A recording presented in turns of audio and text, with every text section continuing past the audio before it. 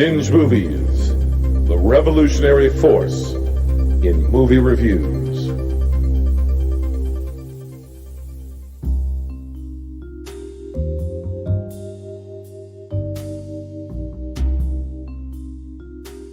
It was supposed to be a simple binge like any other. Cold hard cash for the facts about 5 pictures from Hollywoodland. The city of angels gone blue-faced first in alleyways, drowned by their dreams and 2-bit hustlers who call themselves producers. Watch the picture, do a little talking, beat the other guy with a punch. I know the racket. Pay enough for a shot and a stogie afterward, and yeah, I'll do just about anything. I ain't proud of it, but lately, dignity's been bouncing her checks. I called in a favor from an old partner. Tom is tougher than a $2 steak, and he knows the time of day without looking at the clock. Little did we know, this was the one to put us under.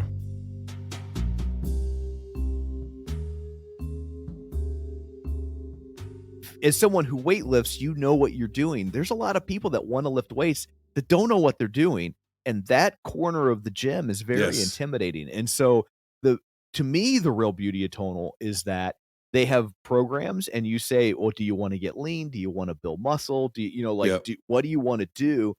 And then they tell you what to do. They put the dots real close together, and you don't have to think about, like, well, I did bicep curls 2 days ago. Do I do them again? Do I not do them again? Like, it tells you all of that, and it remembers your weight and where you were at. You know, there's no writing in notebooks to remember on this move I did this, on that. Like, because my wife gets so frustrated. She'll ask me all the time, like, oh, what are you doing on this move? And I'm like, I have no idea. Like, it just, the machine does what the machine does. Like, Tonal tells me. Yeah, I don't pay any fucking attention to it. Like, I go down, it says do these things, I do these things, and then I leave. Like, now remind me, because there's another one, but does Tonal check your form too? Does it do that as well? It does. And not by looking at you. It can tell by the handles. There's like sensors in the handles when you're doing stuff, and it can tell like if you've gone down farther enough, or like Yeah, right.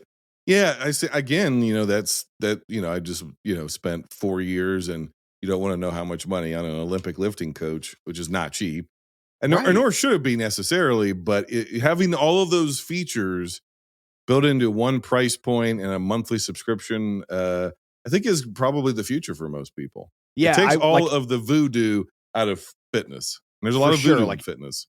Yeah, I have no idea what I'm doing. Like, I don't question it. I just go down and I do the things it says to do, and then that's it. Now, if somebody's listening to this time, they're going, why the hell are these guys talking about Tonal so much? It's because your time equals money. And you told me if I didn't get a plug-in for your real podcast that people listen to, you wouldn't do this. So we've done that now. I've been over. I've let you use me as the podcasting whore that I am. Now it's time to talk about deeply racist films, most of which are probably unfunny. That's a fair assessment on some of these for sure. Speaking of unfunny, let's start from the very beginning. 1975's The Adventures of Sherlock Holmes' Smarter Brother. Yeah, I consider this the least funny of these. Like, I don't, but we'll get to it. Well, I think I know what you could. I think I know what you're going to consider the least funny, and it's a real close call. It's a horse race. Yeah. For least funny. This film was directed by Gene Wilder, who I think is making his debut on Binge Movies, which is surprising to me. Wow. Okay. It was also written by Gene Wilder. It is the triumphant return of the patron saint of comedy and flavor here at Binge Movies. The one, the only, Dom DeLuise.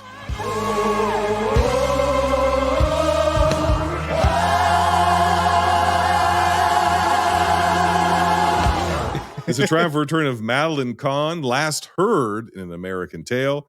It was released December 14th, 1975, on a budget of around $3 million, made $20 million. Normally, I would have a synopsis. I'd ask you for your synopsis. I don't know if you wrote them, but the synopsis for every single one of these movies, it is a parody of a murder mystery And that's it. That is the synopsis of every single one of them. It's in particular a parody of a lot of the film adaptations that they had gotten up until basically the 70s of, the classic, Mrs. Marple and Hercule Poirot and obviously here, Sherlock Holmes. What's his face? Sherlock Holmes. Yeah. Whatever characters had come into the public domain somewhere in the 50s and 60s. So I love the concept of this movie. I like the premise, right? The idea that Sherlock Holmes has a brother who is like perhaps or perhaps not smarter than him, but he sure thinks he's smarter than him, and there's a lot of sibling rivalry. Like that's a really funny concept. And after that, there's not a whole lot. And the fact that this movie made $20 million, it just shows you how much people loved Young Frankenstein, because this comes out the year after Young Frankenstein. It has 3 of the core cast members, because you get Gene Wilder, Madeline Kahn, and Marty Feldman, and so people are and Gene Wilder wanted Mel Brooks to direct this movie, and Mel Brooks was like, I don't want to direct things I didn't write, but if you need any help, just call me. And then apparently changed his phone number. And so, wow. No, I'm just saying, based on the results of this movie, he must have changed his phone number. I thought he really did. Yeah, no, because this movie is so not funny. Like, and I had never seen it, and like, there's a lot of people that love this movie, and so I thought, oh wow, this is going to be a lost gem. It's not on streaming, so I spent cold hard cash on the Blu-ray, and now it's possibly the fanciest coaster in my collection. That's why that tonal ad read that we did went so long, because I had to get you your 15 fucking bucks back from this goddamn Blu-ray.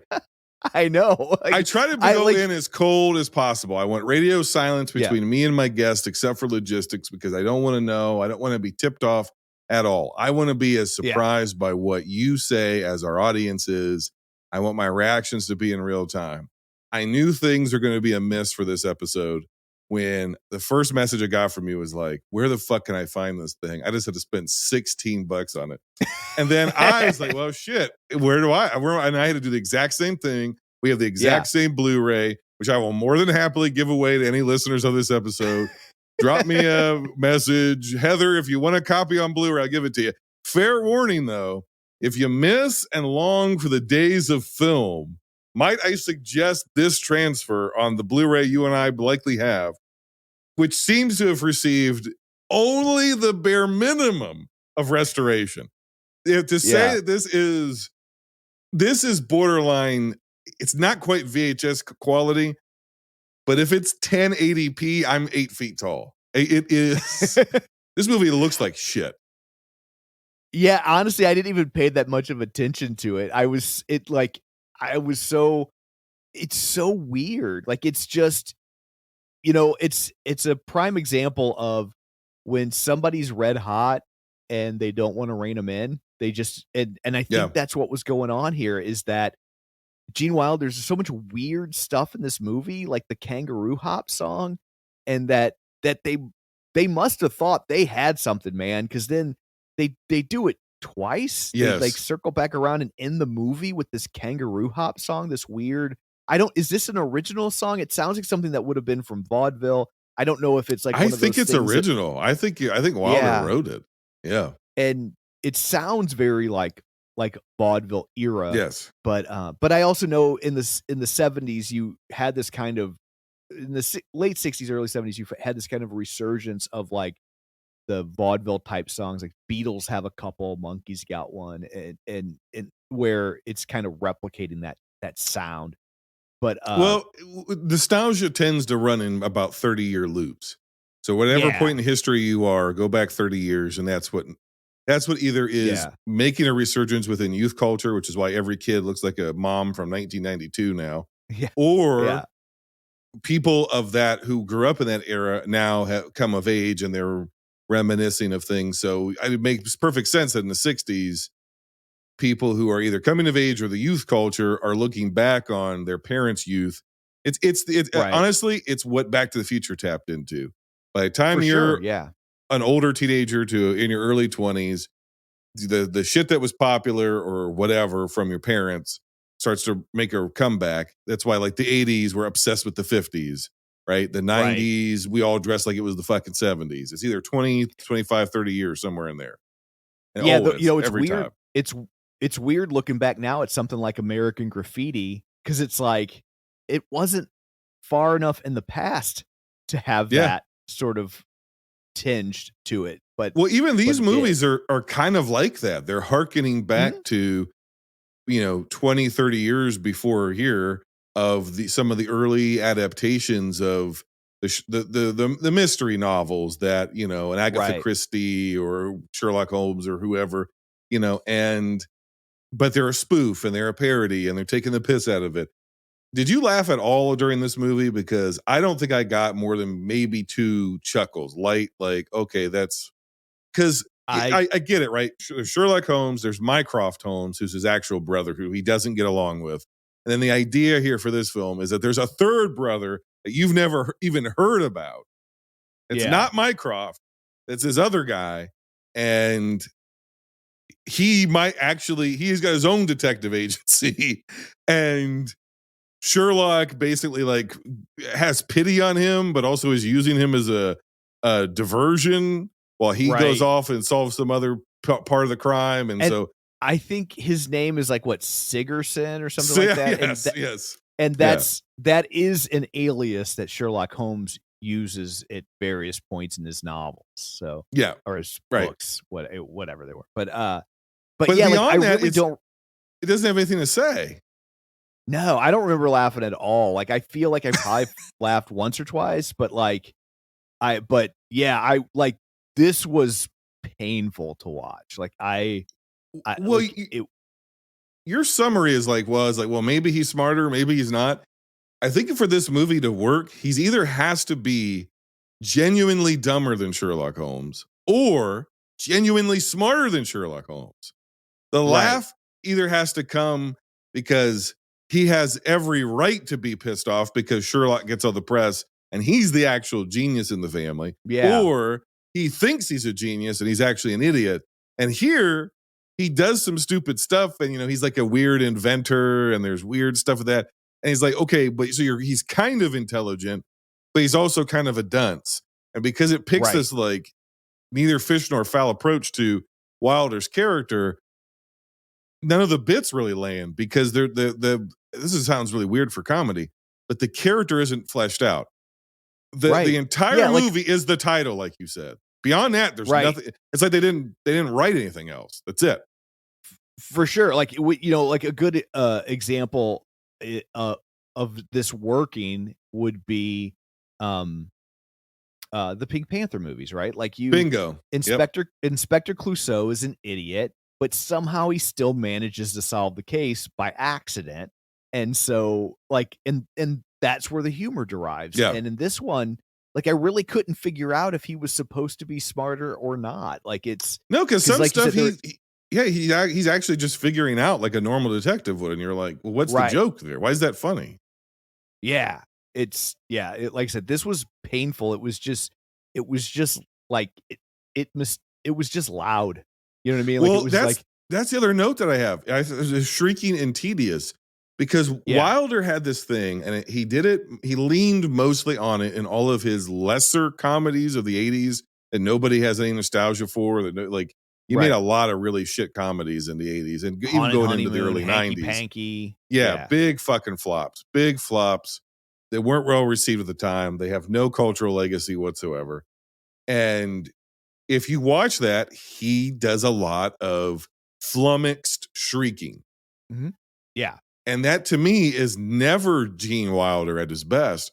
When with those big blue eyes and the receding curly hairline and kind of the big moon face, when he's doing a more subtle, more gentle comedy, and then has moments of madness and moments of shrieking or moments of going over the top or losing his temper, that can be funny. Young Frankenstein's example of that, and there's other movies. Here, every character is just screaming constantly, and that's what's supposed to be funny. Is we're so manic, and it's like nothing is. This is brutal. Brutal film. It's what I call Michael Bolton syndrome, right? Like Michael Bolton is a good singer, right? I'm not going to take that away from him, Yeah, but right. but if you listen to his version of sitting on the dock of the bay and the Otis Redding version of sitting on the dock of the bay, Otis Redding, he starts small, and by the end, like, right, it's just, you know, where when Michael Bolton does it, Yep. it starts at a 10 and there's nowhere for it to go. And so like he doesn't, there's no nuance or modulation there. And so yes, he's technically a good singer, but there's also an acting performance aspect to a song that there needs to be a build. And Gene Wilder, like, because that stuff gets a big laugh and like the producers or Young Frankenstein, he just thinks, well, I'll just do nothing but that and that'll work. And it's like, but it's flavor. Nobody wants to eat a spoonful of Lowry seasoning salt. You know? But that's exactly right. When it's peppered in, not to strain the metaphor too far, it's the contrast. It's the contrast of he's playing these. He plays it straight. He plays those characters, even though they're absurd in the midst of absurd situations.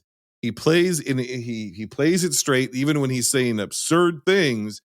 The gift of his comedy is he could play it perfectly straight and with like this heart and with this empathy and with this pathos that you believed in, so that when he does, all of a sudden there is that bolt or that flash of madness or something, or anger or rage or wackiness.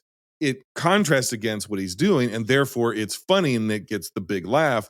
But you've been laughing the whole time.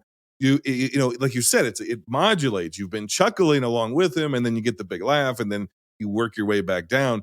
And here it's just like he's at a 10, and there are no jokes in this movie, and the stuff that is like the bits that are set up to be funny are not funny.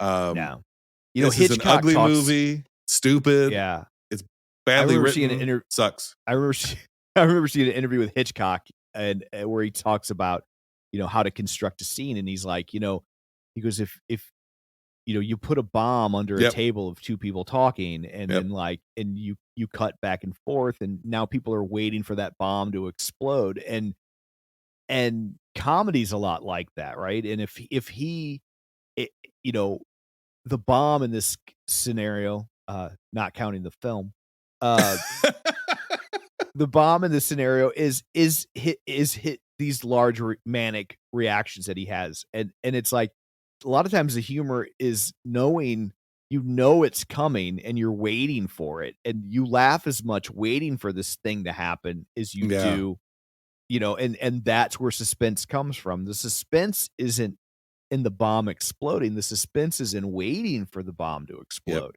And then the bomb explodes, and that's the release of the tension. And yeah, he's all bomb exploding. So as somebody who was at least semi-alive, although you were in an iron lung at the time, during this time period, can I ask a question of you? You're like a film archaeologist for me. I want you to contextualize things for me. Okay. As a ignorant young film person. Was Bernadette Peters the Kirkland's best Madeline Kahn?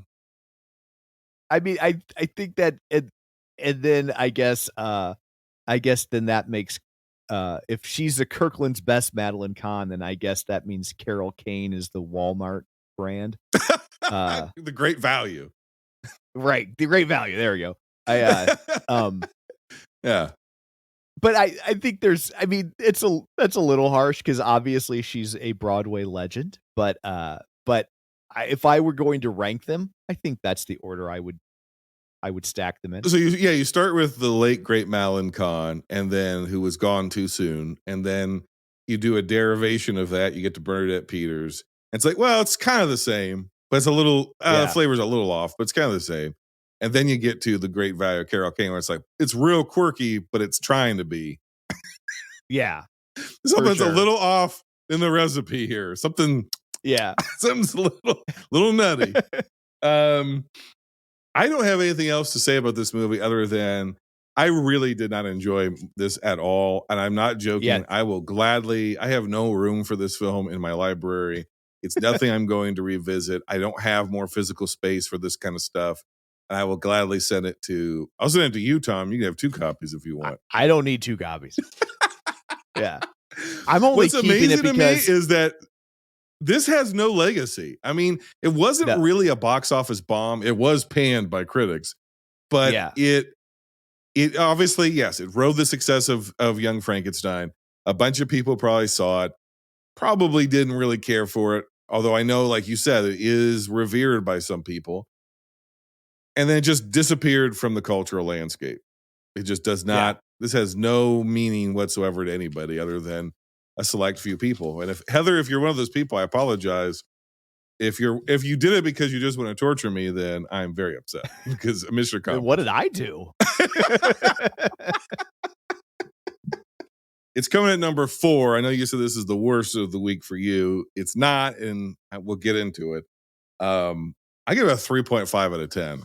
This is a miserable experience. I hated it. Yeah, I honestly was thinking like a 2. Yeah, that's fair. And the only reason I went that high is I like it. It it is fun to watch these people work, even if I'm not liking what they're doing. Like it's just there aren't very many opportunities to see them performing things I haven't seen. So I did get some enjoyment from that. But yeah, and I think it's the least funny. Like I think I'm fairly confident what you have last, and and it's fair, but I think that I laugh based on laughs. I laughed the least at this movie. Fair enough. And now you know why you never saw these performances, Tom. Even though this was you've seen all of these movies, you're like, well, I never saw this movie. Now you know why, and maybe you wish you hadn't seen their performances because this thing is a turkey.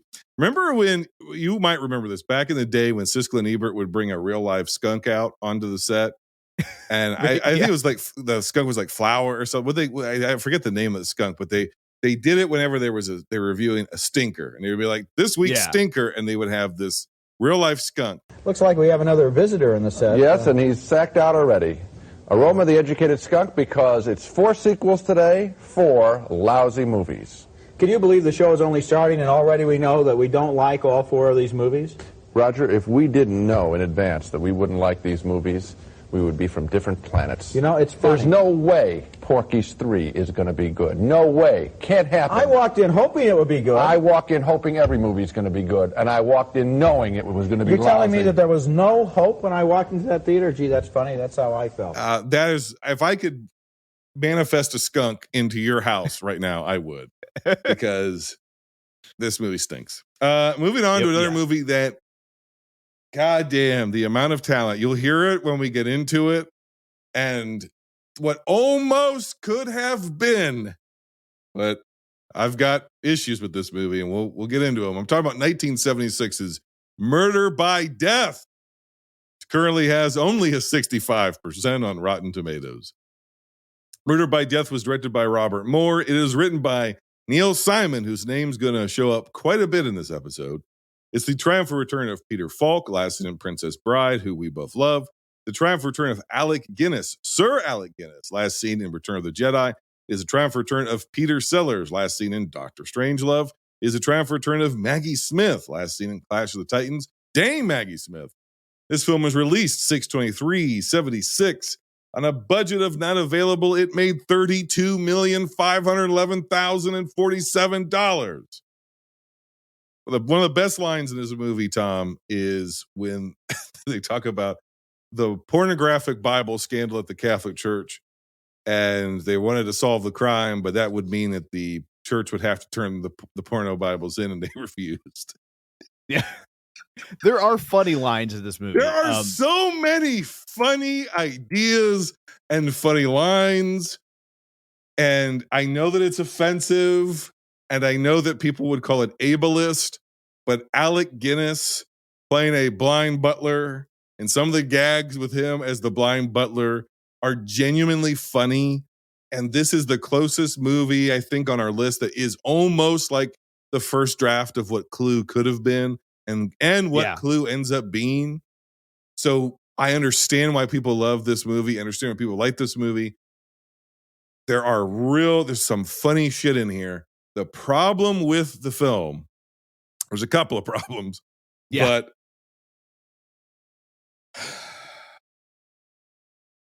well, just go into it. It's really racist.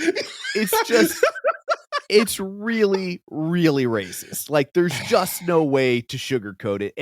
And like, there are some funny lines, but to me, the movie didn't hold together. This is honestly, even though there are some funny moments, I think this is probably just reviewing it, looking again. Yeah, I think this is probably like my second least favorite film of this. Like, this is the one that I have at number 4. Like, okay. So we have two issues with this movie. So for those that aren't familiar with it, the idea is this is actually, of all of these movies, this is the biggest spoof where it is. Yeah. We're bringing in all of these tropes from, you've got great concept. Basically every character, all the world's greatest detectives are gathered into a mansion and they're all have to solve a crime or whatever. And so you've got Poirot or an equivalent. You've got Miss Marple, parody equivalent. You've got Nick and Nora Charles, parody equivalent. You've got a Sam Spade, who's Peter Falk equivalent. Probably the best part of the movie is the Sam Spade stuff. Which is why you get one of the other movies on this list. Correct. Yeah. And then we get the Charlie Chan. And the Charlie Chan character, for people who don't know, is a series of novels written by not an Asian person, depicting an Asian person, Chinese person, who's a crime solver. And there's great debate for scholars and people to this day was, it's a racist character now, but was it an empowering character then? Because you had essentially a second-class citizen being shown as a capable genius solving crimes, et cetera, et cetera. However, when it got translated to radio and television and film, it was white guys doing yellow face with tape on their eyes, doing broad, over-the-top accents of malapropisms, and they took this character that maybe had some racial stuff in it, and they turned it into a big joke almost. And the problem with this is Sellers doing it is racist in and of itself. But on top of that, the part of the bit is he's adopted a Japanese son. The Japanese son speaks perfect English and is just like basically a modern person in this movie. And you can tell that that's part of the joke, is that, oh, look at this guy's over-the-top accent. And then a real Asian person speaks the way real Asian people do, which is normally, right? Right. But they never go far enough with it to where his depiction of the Charlie Chan parody character feels like it's mocking the Charlie Chan character. That's what it needs to be. If you're if you're gonna do it, which I still don't think you should, but if you're going to do it, it almost has to be like a Tropic Thunder situation. And exactly the scene what I was everybody thinking. forgets in Tropic Thunder is the other guy, the rap star who's in the movie. They're talking about what's his face being Robert Downey Jr. being cast, and how he's like a blonde, blue-eyed Australian who undergoes experimental surgery to have his skin dyed to play a black character. And everybody's like, oh, it's method acting. The real heart of that bit is Hollywood would rather dye a white guy's skin black than cast an actual black guy. That's the joke. Right. Yeah. To the point where the guy says, he's like, well, there's nobody else right for the role. And the guy's in the background of the scene. And he goes, I'm black. I'm right here. Cast me. The joke is Hollywood is racist. That's the joke. It's not a racist joke. It's a joke at the expense of the racism, systemic racism of Hollywood. You could have done an equivalent thing here where you're making fun of the horribly racist caricature of Charlie Chan. You're not. The jokes are, you're almost tripling down on the worst parts of Charlie Chan movies. Where the joke is, he's just got fortune cookie sayings, and it's like, it's horrible, Tom. It's horrible. It is. It's jarring. And I think, this movie's from what, 76? Yes. And it seems too late to be doing this even in 76, though. This seems so. There was this period of time where no one would would necessarily touch blackface, but they didn't even think about there being a problem with a white person playing an Asian person. Like, they didn't even give it a second thought. And so it's a real blind spot for the era. Also, keep in mind, this is written by Neil Simon. So yes, it's written in the 70s, but you're talking about a guy who was cutting his teeth in the 50s and 60s. Yeah. And so, like, he's definitely from a different era, even though he was certainly a juggernaut of a writer in this time frame. He is, not only is this a bygone era, but he's from a bygone era as well. And so, I just think it's a real blind spot that they didn't even realize how bad this played. And at the time, it probably didn't play bad at all. But I will say that Peter Sellers was not a fan of this movie. I think he had a cut of it, and he actually, before it came out, sold it back because he didn't think this movie was going to be a success, and which was probably a mistake, because I mean, $32 million not adjusted for inflation is a pretty good box office return on a movie like this. So, well, here's the problem with the movie, right? Like, to get it, to go even deeper on the Sellers stuff. If there's anybody who could have pulled off a darkly satirical takedown of some aspect of Hollywood for within a comedy context at this time, it's Peter Sellers. Sellers was as intelligent enough and as capable of a performer to be able to do the subtlety of, we know it's a knowing joke. We know we're putting the white guy as the Asian character because we're making fun of every time Hollywood has done this, and we're mocking the stereotype. Sellers is a guy who could have pulled that off. I don't think he saw it either. I think that he had the same blind spot. Don't forget, he did brownface in a movie called The Party. Yeah, you're right. So it's like, I think he looked at it. I think if you'd have sat him down and said, "Hey, this is what you're doing," I think he'd have just said, "This is what comedians do, and they've been doing it for ages, and it's how it is." I don't think, I think he would have said, "Well, then what's the difference between me putting on a French accent? Like, I do characters. That's what I do." So you're right. Well, that would have been a funny movie. I don't think it was even in his consciousness to see it through that prism. So that's problem number one, and that's enough to knock this movie way, way, way down. Problem number two is, it runs out of gas. Yeah, very much so. Yeah, it is. If you take the racist shit out of it, which is a big part of it, unfortunately, that's a big chunk. But if you took that out of it, you have essentially, I think, probably what could be a pretty funny 45-minute bit. Yeah, an extended sketch on the Carol Burnett show. Yes, because the idea of bringing all of these characters together, even though they're spoof versions of it, the idea of them all having to basically solve their own mysteries, their own deaths potentially before they die, solve a death before it happens, kind of a thing. And then all the twists and turns, and basically every twist and turn is taking the piss out of all of these tropes and conventions of the story, and down to the very ending. The ending's basically like mocking where mystery novels had gotten to this point of how absurd the endings and conclusions were, and yada, yada, yada. Yeah. And it could have been funny because there are funny lines, there are funny performances, there are funny performers, there are funny bits. It just goes on way too long. And literally, at a certain point, whatever laughs you can get out of this, just stop. Yeah. And the movie just keeps going for almost double the runtime. And you're like, holy fuck. This thing is still going. In the positive column, by far the best performance in this movie is Peter Falk.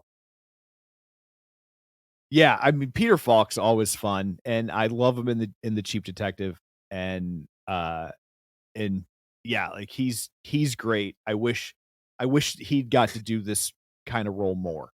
When he walks in and he starts saying really crass, off the wall stuff as essentially Sam Spade.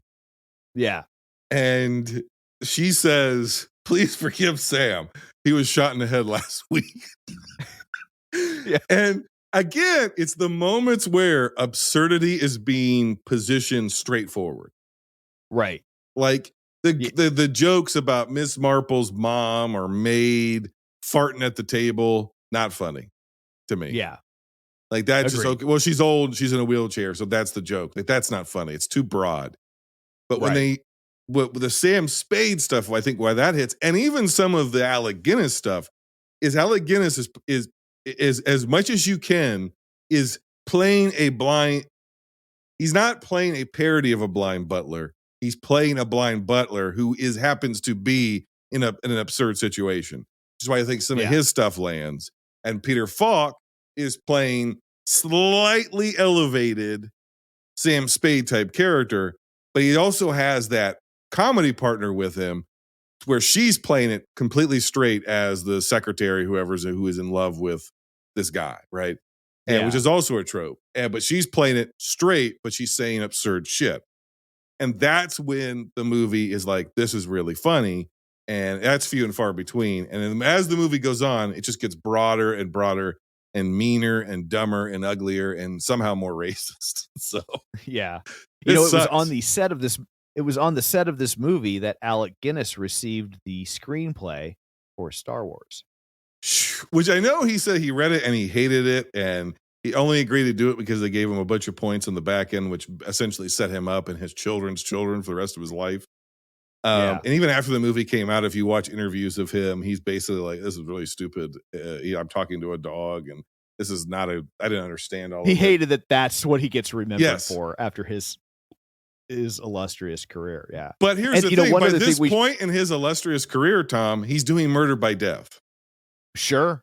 Although, in fairness, Murder by Death, like Neil Simon is a hot commodity. He's the darling of Broadway. He has a major run.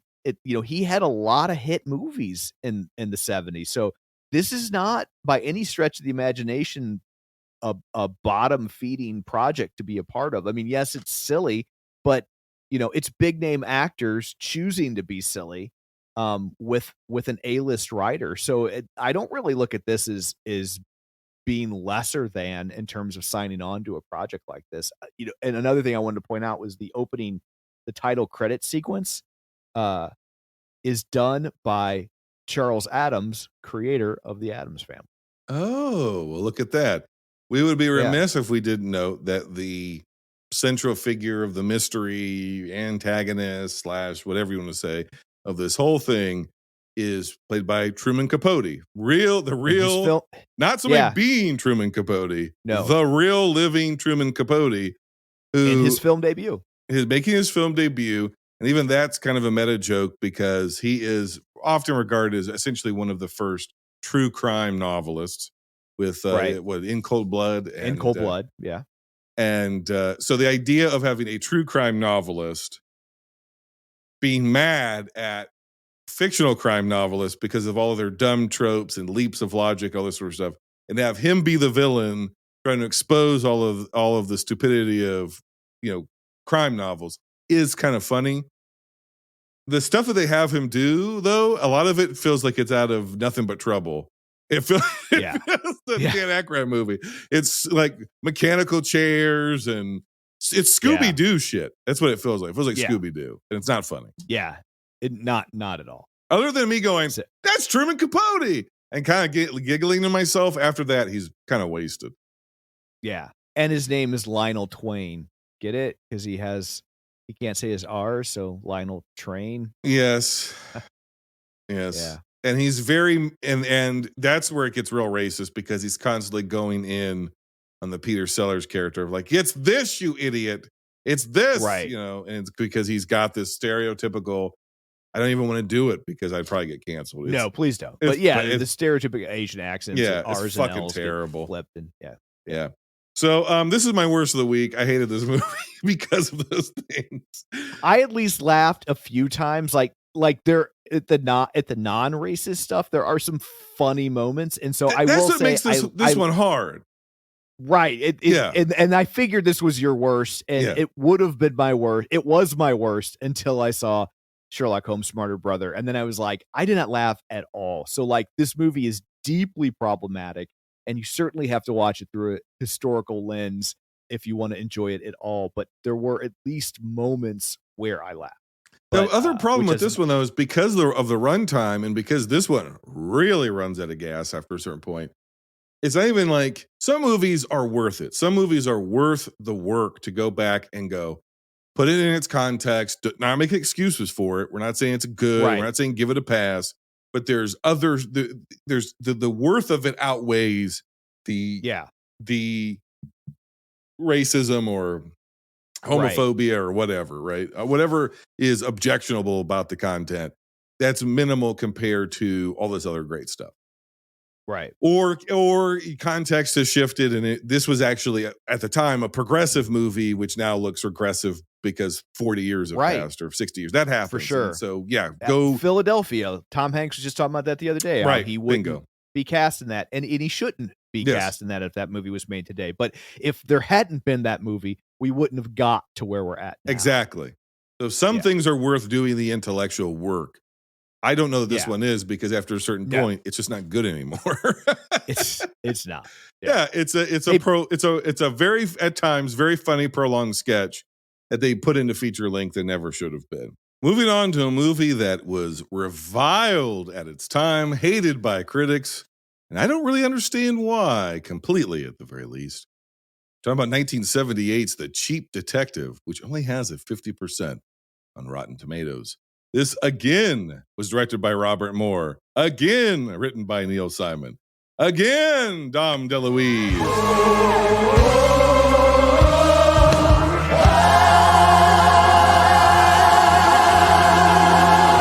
It's the triumphant return of Scatman Carruthers, last seen in The Shining. It is the triumphant return of Paul Williams, last seen in the Muppet Movie. On a budget of not available, it made a box office of $28.2 million.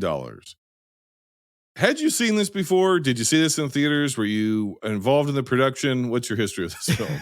I think I saw this when I was a small child. It was on TV.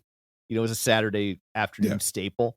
I didn't really remember much of it. And so I had, luckily, most of these I had bought on Vudu over the years when they were on sale, like figuring I'll get to them eventually. So I bought it for like $5.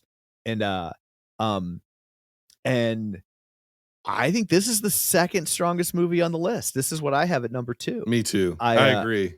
Yeah. Yeah. Like that. Like I think, it gets rid of almost all the problematic stuff that you saw in Murder by Death. Yes.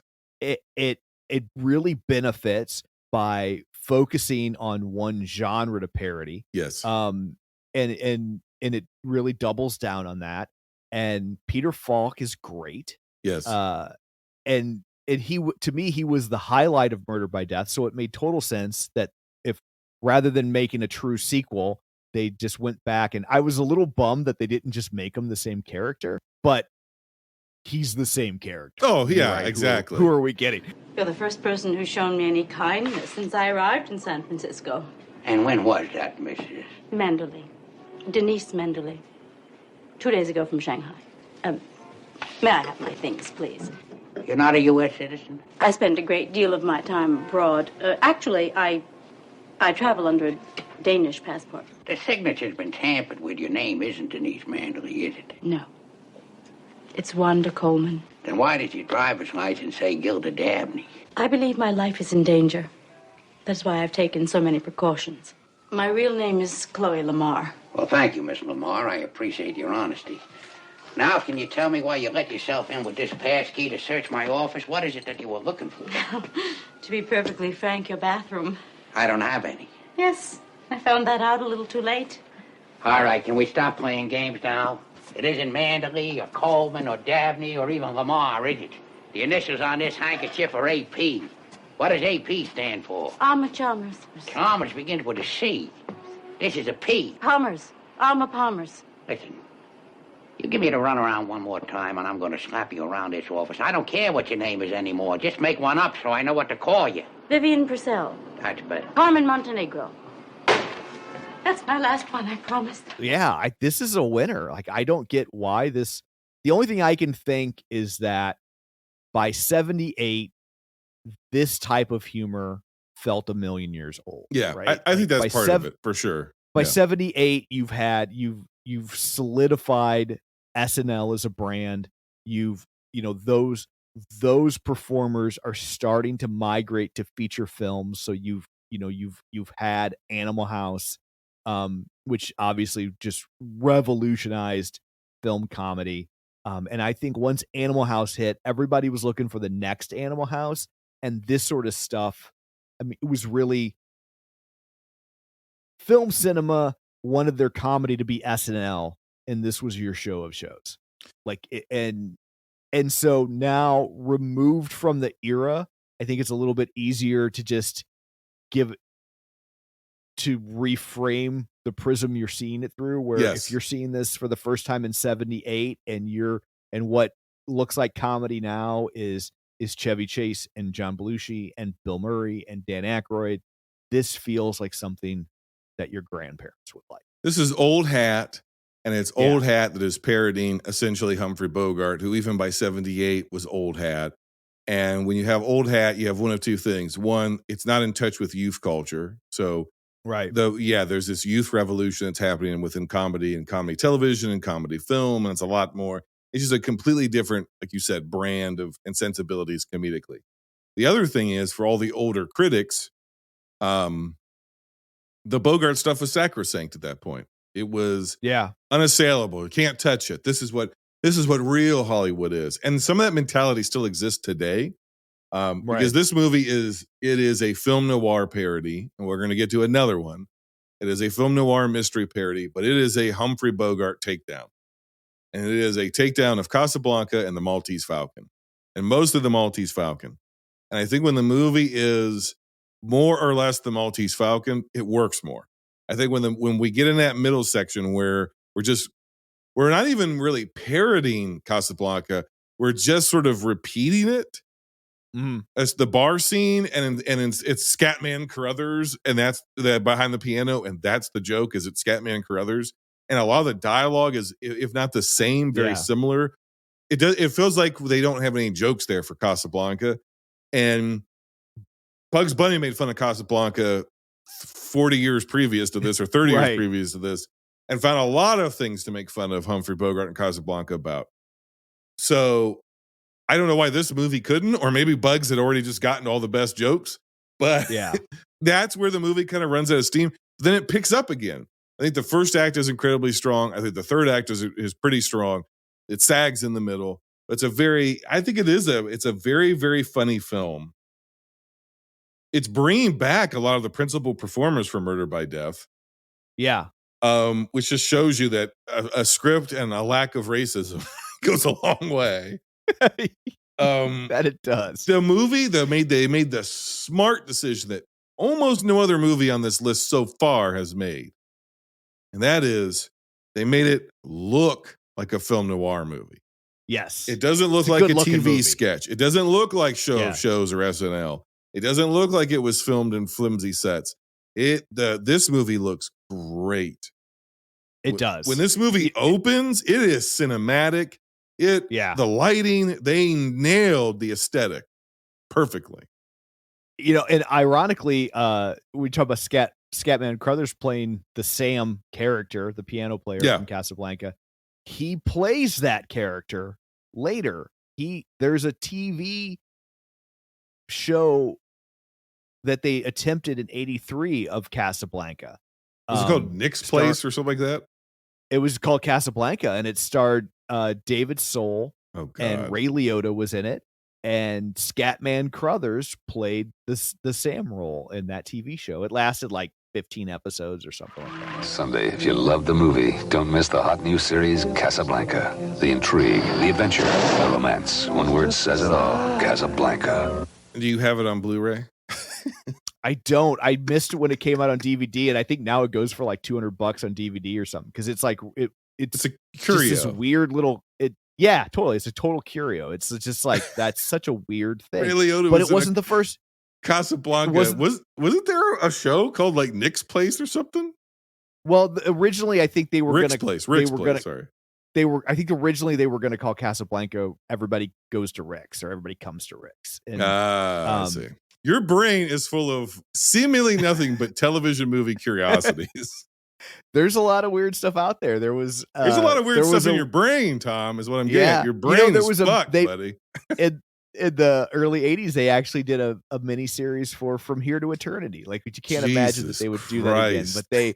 But they started like Don Johnson, and I mean, it was a big prestige thing. I thought you were going to say Don Knotts. I wanted Don Knotts From Here to Eternity. I'm there for that.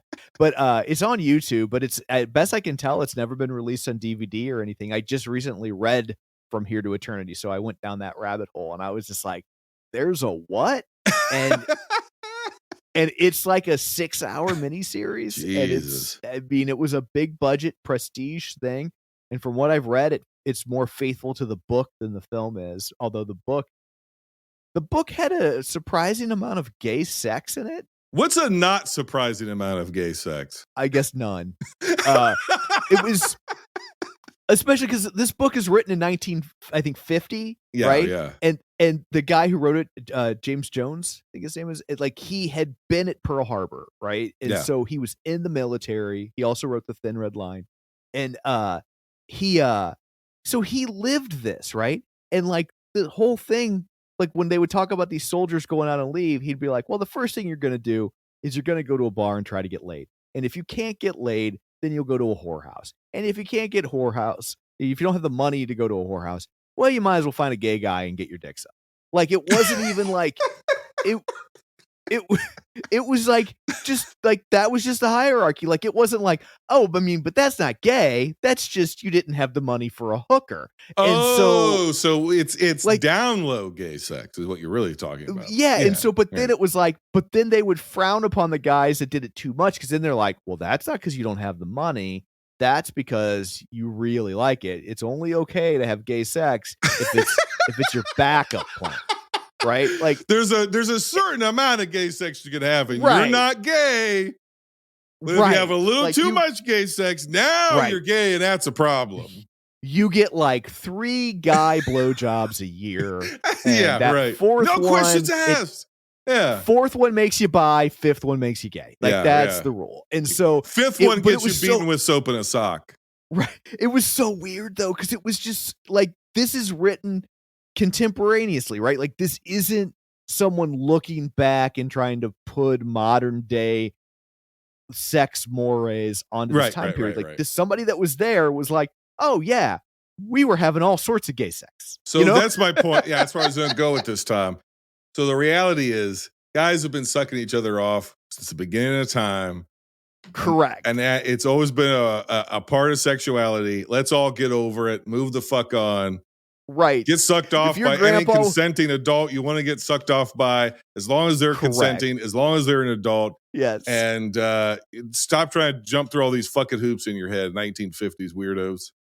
Yeah. And your grandpa only decided gay was bad when he no longer had to use it as a fallback position. Yeah. Okay. So there is another podcaster. I won't say who they are, but their working theory is that most people's grandmas were lesbians. And I think that that's probably true. I think there is a disproportionate amount of today's grandmas who were lesbians, but couldn't be out. The hair. Yeah. Because think about how much like old literature, like old, I'm sure like old, like Jane Eyre kind of stuff, where it's like the subtext is lesbian. And right. It's like, well, everybody's grandma was a lesbian. You just couldn't be, though. You couldn't be. You had to get married because it was a business arrangement. And you had to have that was kids. The business model. Yeah. And because you, as a woman, you couldn't own land, you couldn't do this, you couldn't do that, et cetera, et cetera. So you had to do that to survive, regardless of who you actually were attracted to or who you actually love. I think there's some truth to that. And there's nothing more gay, and me and Tom are here for it. We're waving our pride flags. There's no shame here. There's nothing more gay than the U.S. military. That's what that book is telling you. Yeah, I mean, really, it is. Yeah. Like, these are the tough guys that won the war, but not above. Like, yeah. So that eradicates the especially in the 50s, the effeminate stereotype that all gay men are effeminate and weak, and the term would have been used, sissy. And it's like, well, you storm Normandy Beach and you got your dick sucked by your buddy. You could be gay and a war hero. Yes. Just get the fuck over it. But apparently, something wrong with the brains of many Americans. So sad but true. All right. Well, I don't think there's any unusual amount of gay sex in The Cheap Detective. What there is, though, is prototypical, like, Airplane comes out, I think, in 80. Is that right? So this comes out correct. two years beforehand. I feel like this inspired Yes. Yes. Yeah. What this is Airplane is this movie on speed. Yes. That's what it is. Yeah. Because there are quick gags. There's wordplay and there's sight gags and there's absurdity and stuff that feels tonally consistent with what Airplane would do. And it's coming pretty quick, but Airplane's just coked up. It's just a coked up version. It's just more of it. And everything's a gag. Everything on screen, everything, every line, everything's so jam-packed full of jokes. So there's a design element in interior design called horror vacui, which means fear of empty spaces. and so, like, if you ever see like old people's houses where there's just like there's Hummels and there's house plants and it's just cram packed with stuff, right? Yeah. Like that's horror vacui. Airplane is comedy vacui, right? Like there's no point where there's not a joke being told. Sometimes there's 2 or even 3 jokes being told because there's a verbal joke, there's a physical joke, and then there's something small going on in the background or wordplay or a funny sign. Yep. Like but like watching Cheap Detective, the more I watched it, the more I was just like, this. I actually looked up the year because I was like, is this them trying to be like Airplane? And I was like, oh, I think the Zucker brothers watched this and were like, let's kick it up a notch. Yeah, we can do what the Cheap Detective did for Bogart. We can do it for Airplane 76 or Airport 76 or whatever the hell that movie was called. The disaster films that were really popular at the time. And I think when this movie, when it vacillates between being, people might kill me for this, it vacillates between being as good as Airplane, if not a little smarter at times than Airplane. And at its worst, it feels like Spaceballs.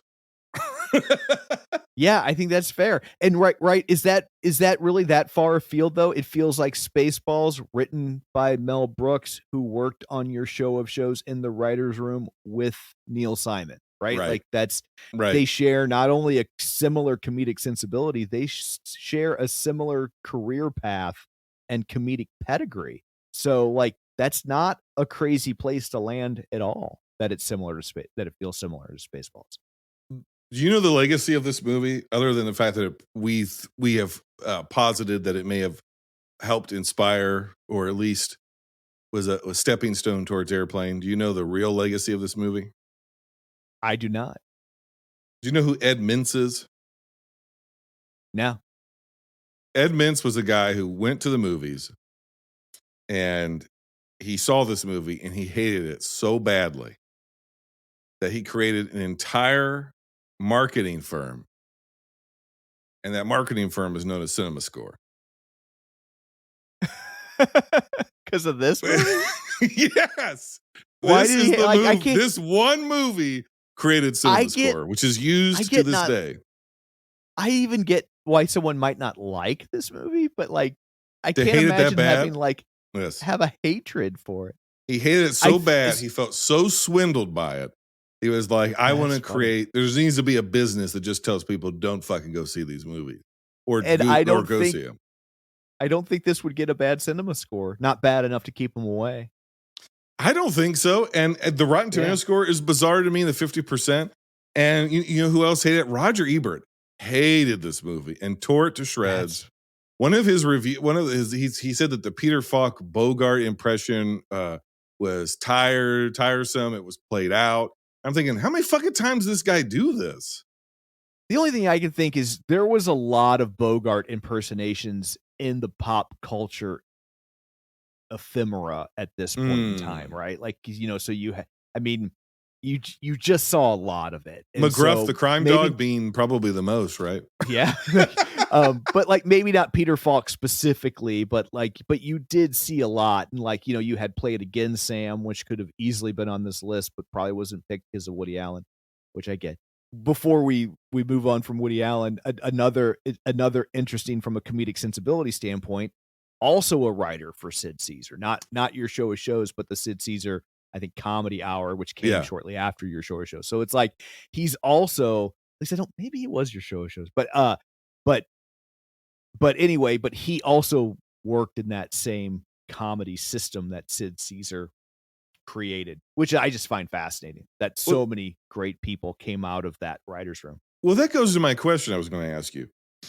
This is obviously a skewering of Bogart. And yeah, that was probably in vogue. And now that you say that, I do remember that because that even carried over into the 80s. Bogart was constantly being skewered. I mean, really, like we could go back to what I said about Bugs Bunny. Almost immediately, he was parodied. So yeah, the Bogart parodies existed forever and ever. So yeah, you're right about that. I think this is loving though. Like they clearly have a love for the genre. Like they're not just being shitty for the sake of it. Is this a clever movie? I think so. I thought so. I thought it, I mean, you didn't get a lot of feature-length films doubling down on a genre parody like this. Like, I mean, I can't think of one that predates it. I'm sure it must exist. Right? Yeah. But nothing's jumping out at me. So, I mean, no, I think this is a clever film with a lot of solid laughs, and they know what makes that particular genre silly, but they also love it. I like I said, this is for me the second best film on the list. I love Peter Falk. I love him and everything he's ever been, and I know you're a big Columbo fan. And I grew up with Columbo on and around, and it's still on, and it's still streaming, and it's still a reasonably popular show for what it is. And I guess you could say that Columbo is a dialed down Bogart kind of ish impression, the trench coat and the whole thing. And it's a little bit of what he's doing here. It's a little Sam Spade. It's a little Bogart. But that show's also a little Charlie Chan. Yeah.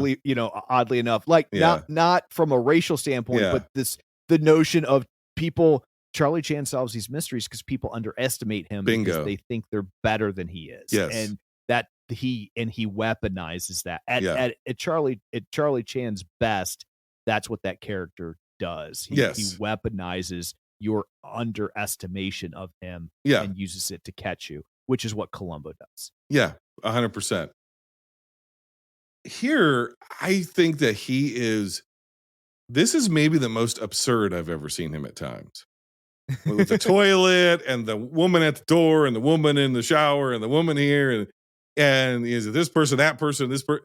And I think that this is the most, he doesn't have one failed relationship with a tragic backstory or one lovelorn secretary. Yeah. He's got every single female trope you could possibly have, where all of these different women they all have some kind of history together that's broken his heart and left him this cynical drunk detective and whatever. And he's got all of it. He's got the partner shit. He's got they cram this thing full of every stereotype of trope. For sure. And at a certain point, all of those things just start flooding the screen of his apartment/office. And he's having to deal with all of them at the same time.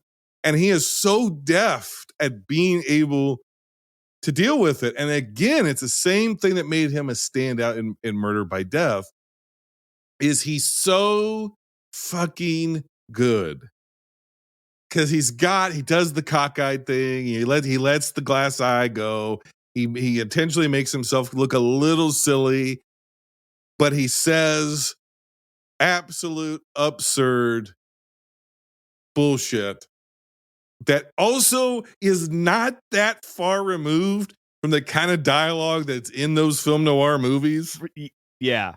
And he adds just enough to bring out the ridiculousness of it in his performance. And he says it as straight as possible sometimes. And when he does that, this movie is truly funny. At times, I think uproariously funny. And I think Roger Ebert is wrong. And I think that the critics were wrong. And I understand at the time, this probably did feel like old hat. It probably did feel like an old gag. Yeah, we get it. Film noir. It's silly. It's goofy. Blah, blah, blah. You know, it's if you really look at it outside of its own context, it's really kind of it's so stylistic. It's absurd, and we get it, and we all understand. But I think that there was also in this generation of film critic, and Ebert would have been a fairly young film critic compared to like Vincent Canby or whoever. But sure, yeah. I think that there was also at this time like the golden age of Hollywood and these sort of films. A lot of them were considered truly untouchable. That, you know, they don't like the whole concept, that whole thing that you still see on film Twitter to this day of they don't make them like they used to. People have been saying that since the fucking 50s. They've been probably since the 40s. They don't make them like they used to. It's like, what do you mean? Because they use sound now. Or the pictures are in color now. And I guarantee you when movies were into color, somebody said, well, something's being lost here due to the black and white. Hurts my eyes. Yeah.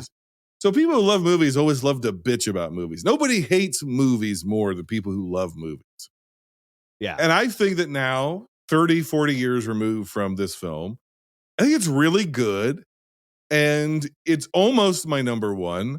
I think it's the number one, I think is going to be obvious probably for both of us, but we'll get there. And it's a pretty damn close race between this and the number one. I would agree. As long as we have the same number one. Yes. So for me, this is my number two. I give it a 7.5 out of 10. I really like this movie. I'd go so far as to say of everything on our list, you probably haven't seen a bunch of these if you're listening, unless you're Heather. This is the one you should seek out. Yeah, like this is the one this is the best of the ones you probably haven't already seen. Bingo. What would you give it out of 10, Tom? I think 7.5, 8. I think that's a real good place to land. Like it's, you know, it does show a little bit of its age in terms of its pacing, and not all the jokes land. But this is really strong. This is a really good movie, and it dials back, you know, now with 30% less racism, and so that helps. And probably like 70% less racism for being for honest. sure. Yeah, like because Murder by Death is real fucking racist. Real racist. Yeah. I'm honestly surprised we didn't get more racism than we did on this list, given the age of most of these films. But the movies they're parodying or the stories they're parodying, which were loaded with racism. I know it's funny. Whenever you're watching an old movie and like some people will be like, I don't like old movies because there's no representation in them. And I'm like, sometimes like that's for the best, right? Like when I'm watching a movie from the 30s and a black guy comes on screen, I'm just like, oh, this is not going to end. You start squirming. Like, you do. I'm glad that guy got paid. Yeah. Like I'm sure he needed the work and I'm glad he got paid, but I'm not comfortable with what they're about to ask him to do. You know who, and you know who gets, honestly, I'm not even trying to be silly. You know who gets the worst of it is black women. Yeah. If you see a black woman show up on a screen in a movie from classic Hollywood, I know she's going to be a shrieking mammy or something. Right. And it is bad. Awful. If you want an example of it, Holiday Inn. Yeah. Where her name is just Mammy. Yeah. And you're like, holy shit. And then there's full on blackface. Yeah. In Holiday Inn for Lincoln's birthday. Yeah. And you're like, oh my God. I never saw Holiday Inn until like last Christmas, 2 Christmases ago. And, I was holy just like, shit. And I was like, I started watching. I'm just like, why do people still rave about this movie? Like, what is going on? Yeah, it's rough, man. It's rough. Yep. All right. Well, moving on to a movie again. So in 1978, we're saying, oh, making fun of film noir is so fucking tired. But Steve Martin, arguably at the height of his powers, comes along in 1982, does pretty much the exact same thing. And people fucking raved about it. What difference does 3 or 4 years make? We're about to find out. Of course, we're talking about Dead Men Don't Wear Plaid, which currently has a 78% on Rotten Tomatoes. Steve Martin, the funniest comedian who ever lived, is Rigby Reardon in Dead Men Don't Wear Plaid. Oof. No criminal is too tough for him. No pain is too great. No joke too disgusting when Steve Martin finds out why Dead Men Don't Wear Plaid. Rated PG. I'll buy 2 tickets. Starts Friday at a theater near you. This film was directed by Carl Reiner, who I think's best movie is Summer School. It was written by Carl Reiner and Steve Martin. It was released May 21st, 1982, on a budget of $9 million. It made $18 million, so it wasn't a big hit, but it was critically lauded at the time. Shout out to the editor. The editor here is Bud Mullen, I think is his name, and he inserts Martin into the best they can, especially for 1982, almost Forrest Gump style, into 19 different noir films, some of which are classic noir film scenes that if you're familiar with that age of Hollywood, you would easily recognize. And there's some lesser known movies in there as well. They didn't just do it. So essentially it's Martin in the 1982 or 1981, whenever they filmed the movie, doing a performance, and they've strung a narrative together, including dialogue. And a lot of it is Mad Lib style almost by like it's MST3K adjacent, right? Like yes, the way but he's in the movie. He interacts. Yes. Yeah. Like he's following this mystery, and his suspects end up being characters from the classic age of film noir and Hollywood. And so they edit these scenes in a way that makes it look like they're actually characters in the movie and he's interacting with them. And I think which really limits your dialogue and your punchlines, because you almost have to do it backwards. You almost have to think about, oh shit, right.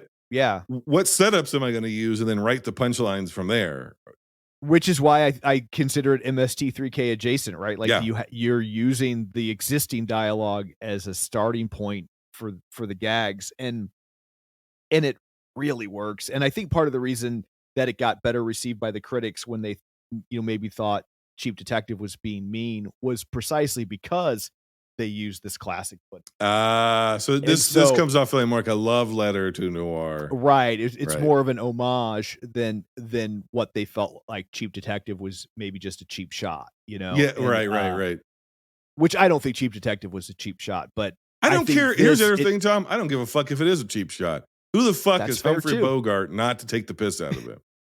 Yeah, for sure. I think he'd be the first to laugh at it, to be honest. Like, if you made instant mashed potatoes, Tom, on your stovetop, heaped it up into a big old bowl, dropped that bowl into shag carpet, scooped up them instant mashed potatoes out of your shag carpet fiber and all, and stuck it in a burlap sack. That's Humphrey Bogart. I don't even know what that means. What I mean is the man looks like bad, lumpy, hairy, ugly, dirty, rotten mashed potatoes in a fucking burlap sack. He's a weird looking dude, but he made it work. He's a weird looking dude. He's a weird talking dude. And I don't get the fucking hype. Fuck Humphrey Bogart. Oh, he's got some great movies. I love Humphrey Bogart. I didn't say he didn't have great movies. I said fuck the man personally. How do you seem like a good guy? I say fuck him. But is the movie any more than what we just said, though? Is it any more than an editing gimmick? Oh, I think so. Like it's. I mean, that certainly is what people remember from it. But I think it's a funny movie. I laughed a lot at this movie, and I brought you a puppy. Like that's.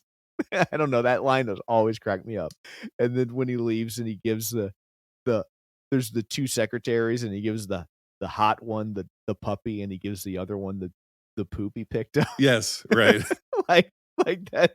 Like, but again, I watched this movie when it came out. I didn't see it in theaters, but when it was all over cable. And so I've seen it a bunch. I watched it again yesterday, so it's top of mind. But yeah, I think this is a really funny movie that has aged pretty well.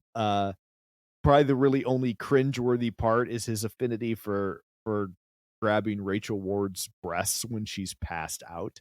Although at least it's a gag that pays off at the end to some degree. What are you doing?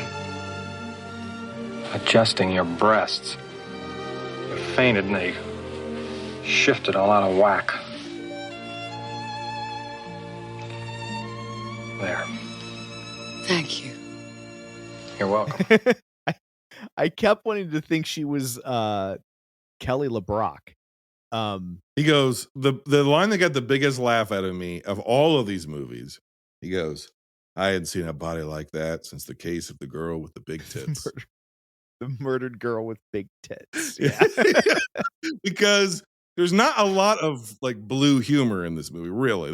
But yeah, when it's peppered in, and with Martin, Steve Martin, he has a sensibility of like wholesomeness to him.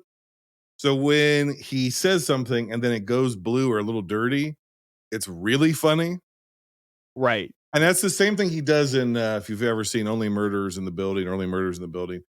It's a lot of the same comic sensibility of this movie. It's just modernized, basically. And that's when I think he's at his funniest in that show too. Is when his sporadic use of the F word is really funny, and then he'll just be saying something very, I don't even know the right way to put it, very Steve Martin-esque, very wholesome-esque. When you and I reviewed The Jerk, it was very similar, right? He would just say something. There is a just a cleanness to him that he knows how to work against in a way to get the most out of being dirty. And for a comic who kind of became famous for being so big, you know, the wild and crazy guy and Excuse Me, and like he can really undersell a joke to make it funnier. Like, and which is a remarkable amount of restraint, which is honestly like we were complaining about Gene Wilder's inability to do that if left to his own devices. And that's Steve what makes Martin, these spoofs work, though, and parody movies work. Is you can't be in on the joke. If you're in on the joke, it's not fucking funny. Right. You have to be serious. You have to underplay it because the movie, everything around you is overplaying. The script is overplaying it. You have to underplay it, which is why Leslie Nielsen was so good in that first Airplane movie, and why what's his face? Oh my God, Biography. Dude in the front of the plane. Oh yeah, Peter Graves. Yeah. Why Peter Graves is so good. Why everybody remembers Peter Graves' lines and Leslie Nielsen's lines in those movies. Yeah. Isn't just because they got the best lines, but they had the best lines because they had the best delivery because they played it flat. When you say, you ever seen a grown man naked? He says that as serious as you possibly could, right? You ever been in a Turkish prison? Like, he says it straight, and that's what makes it funny. People really lose sight of how important a line reading can be. Yes. And here's a classic example. What's the line you remember most from Gone with the Wind? Frankly, my dear, I don't give a damn. Yeah. And most people, when they remember that line, they remember it like this. Frankly, my dear, I don't give a damn. There's no pause in that line. If you watch the movie, she's like, where will I go? What will I do? And he goes, frankly, my dear, I don't give a damn. Like, he's like it, and it's like people want to pause and like, so the impact is I don't give a damn, and have that be a real punch, right? But what makes that line so great is how utterly dismissive he is of her, right? Like, he's not trying to hurt her. Like, if you say I don't give a damn, but you say it like that, if you say frankly, my dear, I don't give a damn, guess what? You do give Yeah, right. You do give a damn. He doesn't give a damn because he's like, frankly, my dear, I don't care. Like, whatever. You go. Like, you know. Yeah. And it's just such a subtle distinction. And I don't know. I that kind of stuff fascinates me. How old were you? This is a good movie. How old were you in 1982? So this movie. When did this movie come out? What time of the year? Is this a summer movie? I have no idea. I said that, but yeah, spring of 82. May. So I would have been 11 when this movie came. 11,000? No, just 11. Okay. So you're 11 years old. Do you remember at the time, around about this time, Warner Brothers started re-releasing Looney Tunes commercials, but they would put a new title on them. And so they would cut up old Looney Tunes cartoons. Yeah, and they'd create a framework. And correct. And it'd be like Bugs Bunny's Fantasy Island. Bingo. Mm-hmm. Do you remember those? Oh yeah, absolutely. Yeah, obviously you do because you just said you did. So, did you ever go to the theater? Did you ever go to the theater and see those movies? No, I never saw one in the theater. They were like on TV. Yeah, is when they were theatrically released. Yeah, critics hated them at the time because they were essentially this, where they would edit gags from different Bugs Bunny cartoons. They created a brand new framework, like you said. usually in Right. much worse animation. Right. And they would take classic Looney Tunes cartoons and they would basically like chop and screw them up and make a whole new kind of a plot out of them. And that's essentially what they've done here with noir films. What I think is so interesting is that was seen as being basically a cash grab and very cynical on behalf of Warner Brothers when it was done with Bugs Bunny. But when Reiner and Martin do it here, it's seen by critics at the time as like this work of creative genius. And I don't remember those Bugs Bunny movies, them interacting with them in the same way. It was more like there'd be a framework and then they'd set it up and then they'd throw it to like 4 consecutive minutes of a pre-existing short, where this is them like actually engaging with. But I think it was like Quackbusters or one of them, the new cartoon actually engaged with the old one because they were actually chopping the old cartoons up. Okay, I never saw that one. Yeah. The one I saw, the ones I remember were more just like a highlight reel almost, basically. Yeah, they were just an excuse to do greatest hits. Kind of. Yeah. Yep. Some of the later ones in that series, because they did a bunch of them, I think maybe a little bit. Actually, it's around about this time. It's early 80s. They did that. But you might have missed those because you were just catching it on TV or whatever. Yeah. Yeah, that could very well be. And it just raised the question to me of why are some things acceptable? Why is this acceptable? But The Cheap Detective was derided. Now, you and I have come to the conclusion that why we like some of these and don't like some of the other ones is because the difference in Wilder's performance and Martin's performance, or Wilder's performance and Falk's performance.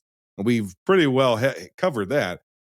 But what else is it about these movies that the critics are just sort of like, because now that we're so far removed from all of them, we can lump them together in a subgenre and basically go, these are all basically the same fucking movie or variations of the same movie. I think it's just some things hit at a certain time. Sometimes you catch the popular zeitgeist and you can really ride that wave. And other times, you just, like look at Dr. Strangelove and Failsafe came out within a month of each other. Right. And Failsafe is a great movie, but the plot was so similar to Dr. Strangelove that people thought they couldn't not see it through the prism of Dr. Strangelove, and they laughed at it. Yeah. And so sometimes there's just intangible things. The China Syndrome, right? Like it came out like the week before 3 Mile Island happened. If that hadn't happened, would that movie have been a hit? Doubtful. It's kind of an eat your vegetables experience about something that would have felt very academic, but because 3 Mile Island happened, all of a sudden it had a cachet that it wouldn't have had normally. So sometimes it's just luck of the draw, Does this movie, Dead Men Don't Wear Plaid, have any legacy? I don't know that it does, sadly. Like, as much as I enjoy it, I just don't think that it's the movie people go to. Why? So I think there's a couple reasons. One, it's in black and white. It in present day doesn't really like black and white movies. I think that's probably also why maybe its box office wasn't stronger. Also, Steve Martin was coming off Pennies from Heaven, which people thought was weird, and then he turned around, and even though this is a comedy, it's a weird comedy. Yeah. It's an homage to what is sadly a pretty niche genre. Yeah. For the average film goer at this point. And then finally, Steve Martin has made infinitely funnier movies. And so when you list the great Steve Martin movies, I think this is second tier. As much as I enjoy it, like I definitely think it's it's not The Jerk. And so is it better or worse than Father of the Bride?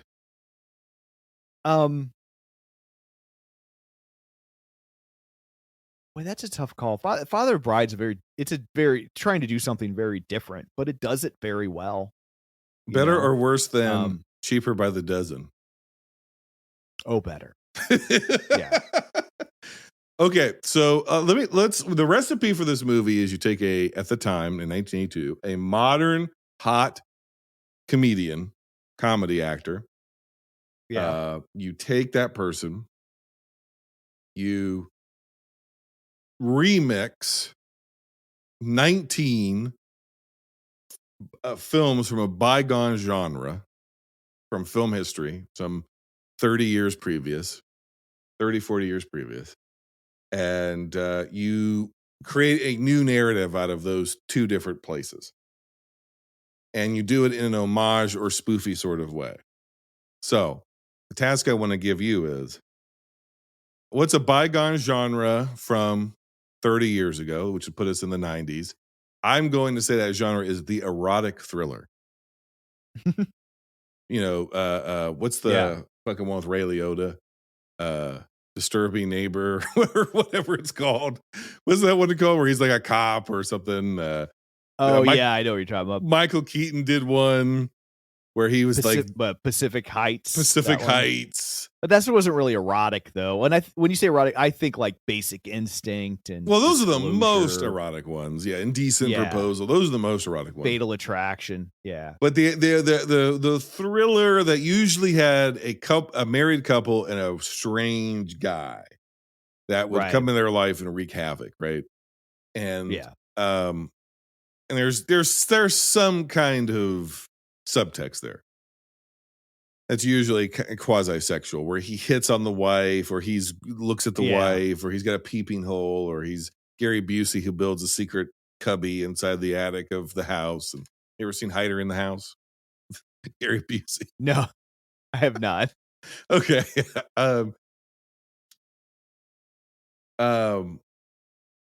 So let's take that. Let's take the thriller with erotic components. That's what we'll say. Okay. And the 90s thriller, and I want you to take a modern comedian, or comic actor, and we're going to chop up and remix the footage of those 90s movies, and you got to put them in it, and you got to sell it as, dead men don't answer the classifieds or something like that. Right. Yeah. So you want a present day comedic actor? Male or female. You could gender flip it. I could see Bill Hader. Oh yeah, yes, right, yeah. Oh man, I'm blanking on her name. Good Place. Kristen Bell. Yeah, Kristen Bell. Yes, that's another good one. Yeah, I think Kristen. Yeah, I think Kristen Bell could probably do it. I think that you could probably. She kind of is, right? In that Netflix show, The Girl Across the Street in the window. Yes, I guess that's right. Yeah, they already did it. A version of that. Yeah. Before we move on, I'd like to point out too, directed by Carl Reiner, who also was in the writers' room. That's correct. With Sid Caesar. Sid Caesar writer room. Yeah, and so and also when you talk about comedic sensibilities landing in the same place. Again, going back to Woody Allen, in this same general time frame, he does something similar with his film Zelig, where he takes old documentary footage and weaves it into create a narrative, which is again a fascinating movie that predates all the things that we knew. But when you saw Forrest Gump in 1994, did you go, "This is just Zelig"? Yeah, I did. I was just like, this is Zelig. Like we've seen this. Yeah. All right. Well, Dead Men Don't Wear Plaid doesn't have gay sex in it, unfortunately.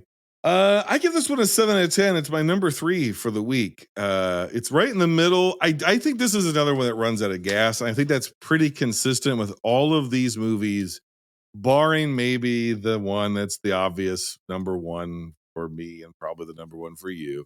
I think they all kind of run out of gas a little bit. And I think that most of these movies would be better served if they were at most about an hour or hour 15, and that's not feature length. Yeah. So, but I guess you could probably get away with like an hour 15-ish. I think that's the minimum, isn't it? What's the minimum feature length? I don't know. Dumbo, I think, is like 69 minutes. It's really short. So I think it's just, they all tend to go a little too long. And I think it just has it's the nature of this kind of comedy, which is after you get it, you kind of get it.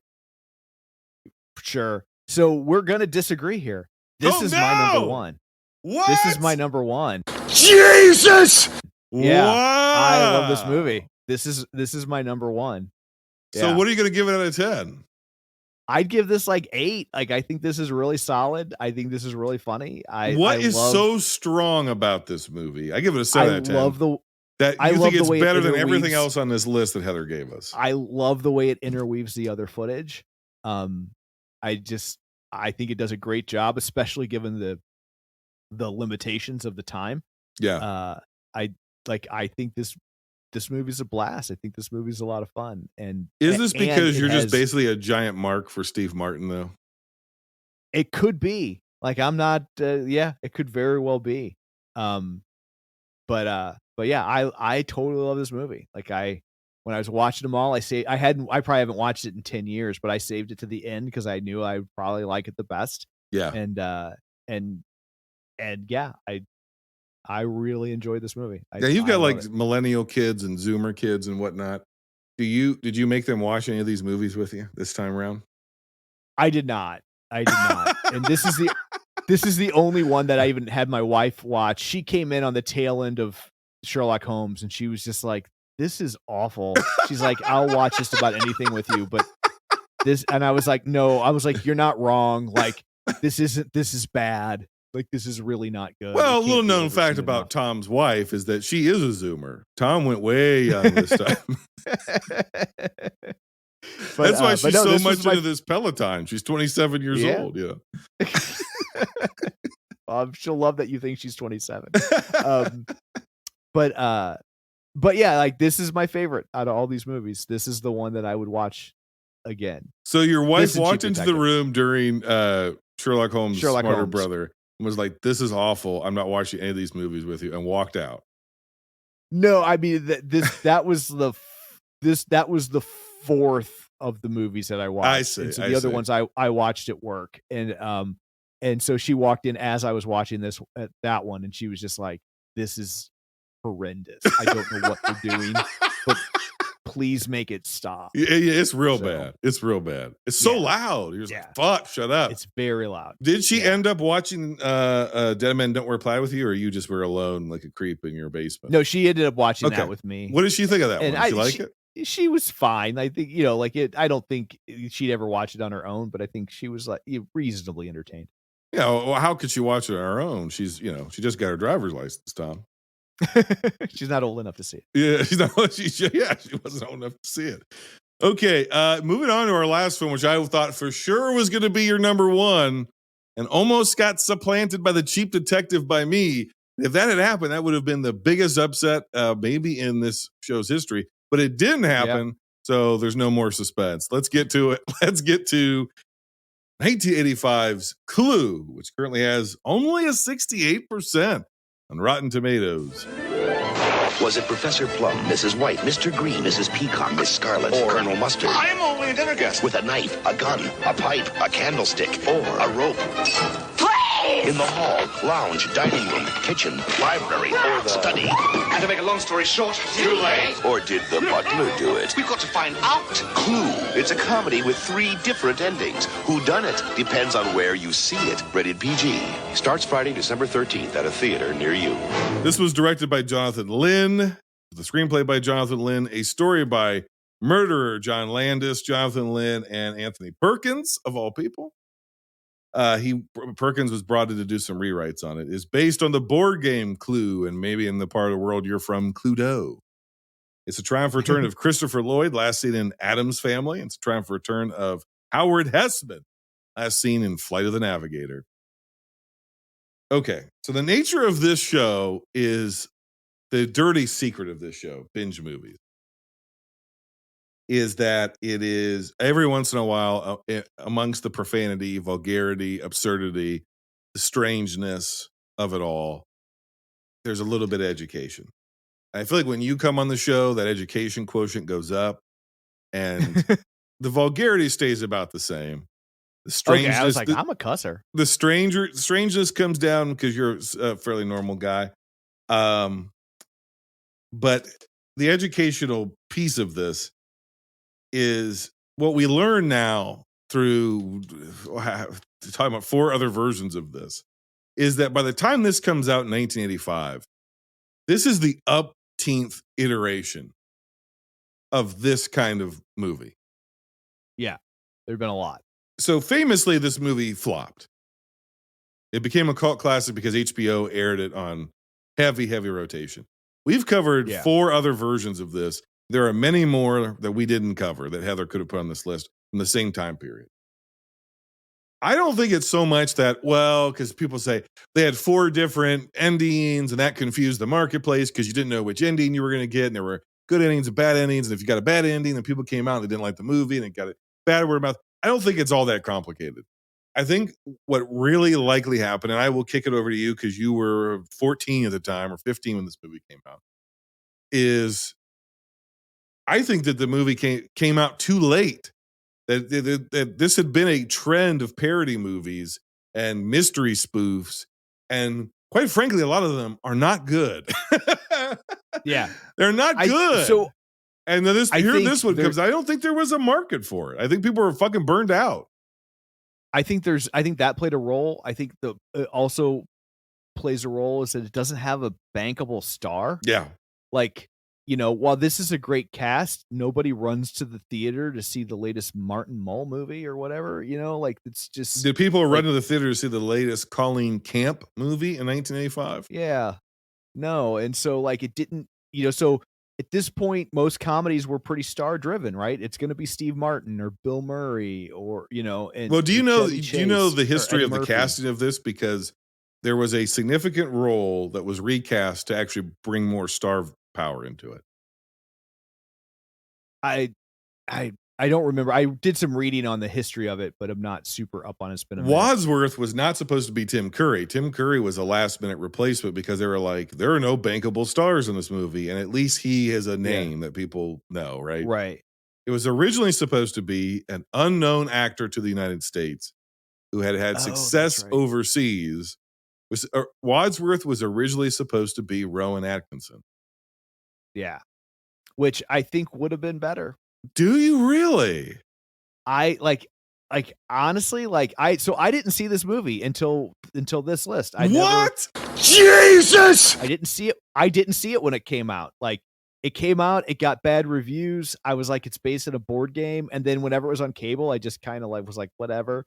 And I remember, I think they screwed up with the marketing of this movie because when they did the different endings, I think the original idea was they didn't want you to know, and they just wanted people to start talking about it and say, oh, well, Colonel Mustard did it. And then have somebody go, no, they didn't. Yeah. And then let people find out organically that there are different endings. Yes.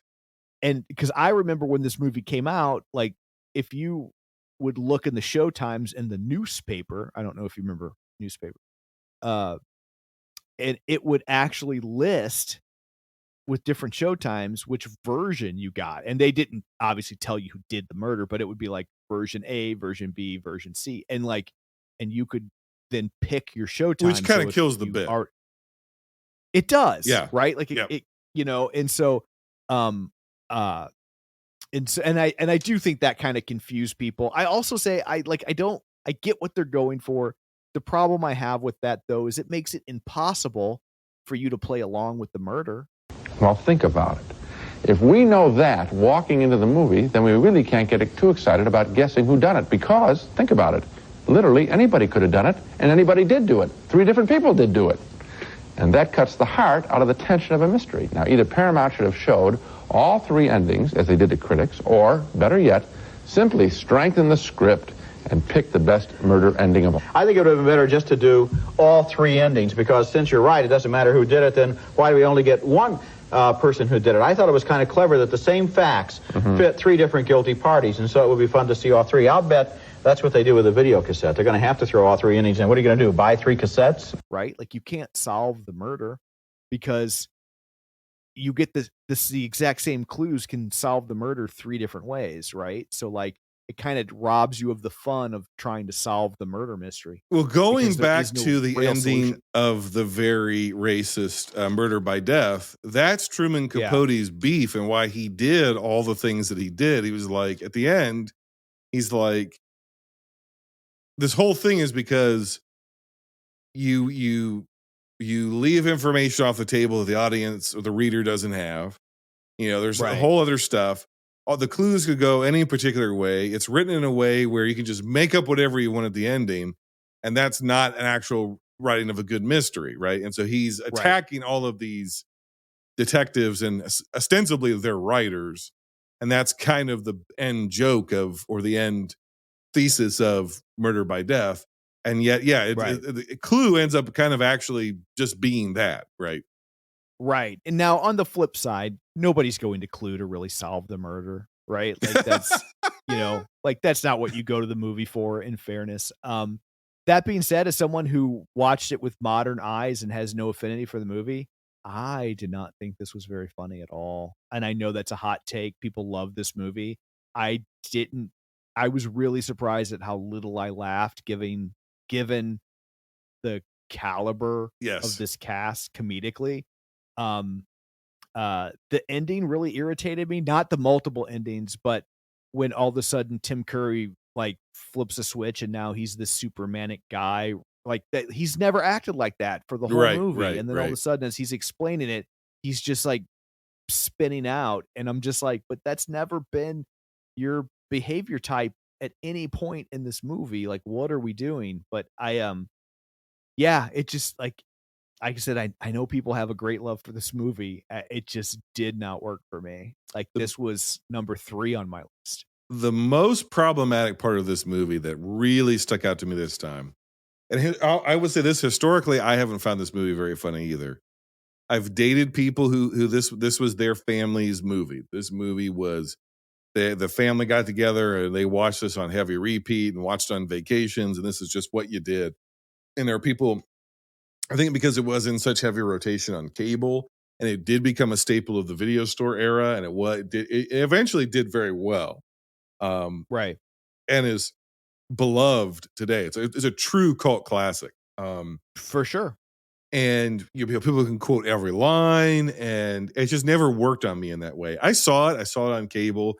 I saw it growing up. It was never like a staple of our household, but it was definitely, I was familiar with it. I watched it with adult eyes, I don't know, 10, 15 years ago. Didn't think it was funny. I watched it 2 or 3 times since with just about everyone I've ever dated. And they all thought it was funny, and I didn't.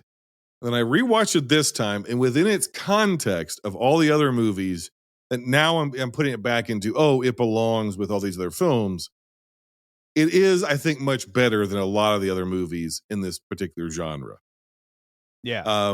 I think it's obviously more slapsticky than some of those other movies. It's a little bit less of a parody, but it's kind of akin to that, but also kind of doing its own thing.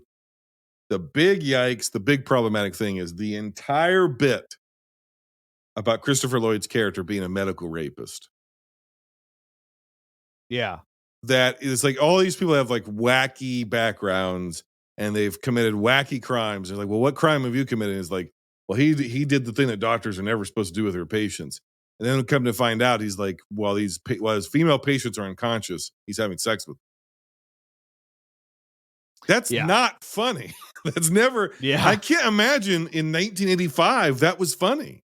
Was it funny in 85 to rape? I think people just had a different sensibility. Like it was just there, and it's probably one of those things where they have to come up with all these crimes, and you're running out of crimes that don't really upset people, and that's where they landed, I suppose. I think this movie. This is my number 1. I think the movie runs out of gas halfway through, just like so many of these other ones. For me, where I'm like, this thing is fucking. Whoa! We start spinning our wheels a little bit. I do agree. I think the mania. I know what they're going for. They're going for, oh shit, everything's going crazy, and they're going for that zany tone. I think it goes on too long. I think the ending goes on. Especially then when you got to watch.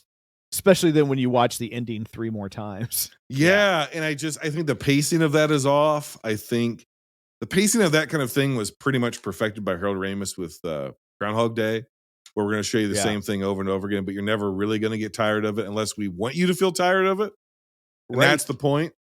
I don't think it's edited very well. I don't think it's a very well made movie. If you really look at it, I don't think it's well directed. I think what is good about it is I think it's a good cast, and I think that they're doing the heavy. They elevate lifting. The material. Yes, this cast certainly elevates the material. Absolutely. But my favorite bit in this entire movie that never fails to make me laugh is the singing telegram. Every time that girl shows up and just is shot dead. She's in the Go-Go's. That's the girl from the Go-Go's. Yes. Every time she's shot dead, I laugh. Every time. Yeah. Just that happy, chirpy song and dance and just blown off the porch. I think it's fucking hilarious. I've gone back and forth with this movie of like, okay, who do I think is actually the funniest person in the movie? And a lot of people would say it's Madeline Kahn because the flames, the burning, the flames. People find that hilarious. I've never laughed at that joke. I don't get why that's the line that clicked with people. I don't either. I don't find it funny. This time round, the person I found consistently the most funny, who this blows my mind because I never would have previously have said this person, but it is Michael McKean as Mr. Green. Yeah, Michael McKean's great. I understand where you're coming from because your experience was very similar to the first experience I had, which is you look at the cast and it's like a murderer's row of funny people. And and people can be over the top funny, people can be subtle funny, people who've done, a lot of those the parody documentaries, the Christopher Guest documentaries are in this this movie. You've got Tim Curry, just all these different comedic sensibilities. So this should be the funniest movie ever made. Like this should be side splitting. And it isn't really. I don't think that it is. I know maybe some people find it is. I don't think that it is. But when I've watched it subsequently, it's not laugh out loud funny, but there is a warmth. I don't even know how to describe it. There's something about the energy between the performers that has grown on me over time. And so since this is like the 10th time I've seen it, I think it's charming to me more so than it is funny. It's probably a comfort food in a way, like a warm blanket. Like especially once you spend a lot of time with this particular movie, that it can take on that sort of life for you. Yeah, and so for the rest of these movies that I found, either like it ran out of gas. Now I'm just they were endurance tests, or they were excruciating experiences.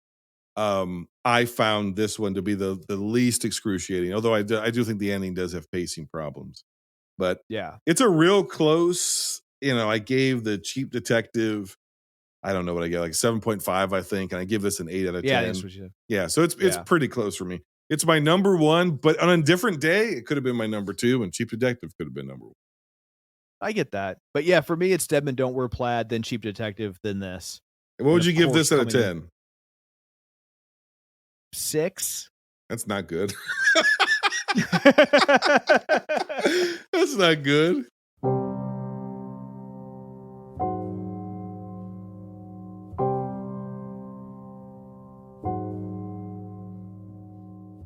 When Tob made the Martin Pictures number 1, I knew it'd been had.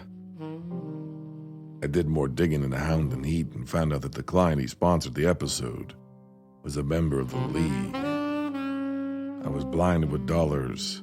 I lost all my sense. So I never put together that she was in cahoots with my old partner. By the time the thought crossed my mind, the plug was on the way. Turns out, Heather Sachs is a listener to Pod for, Kill for, and maybe even die for.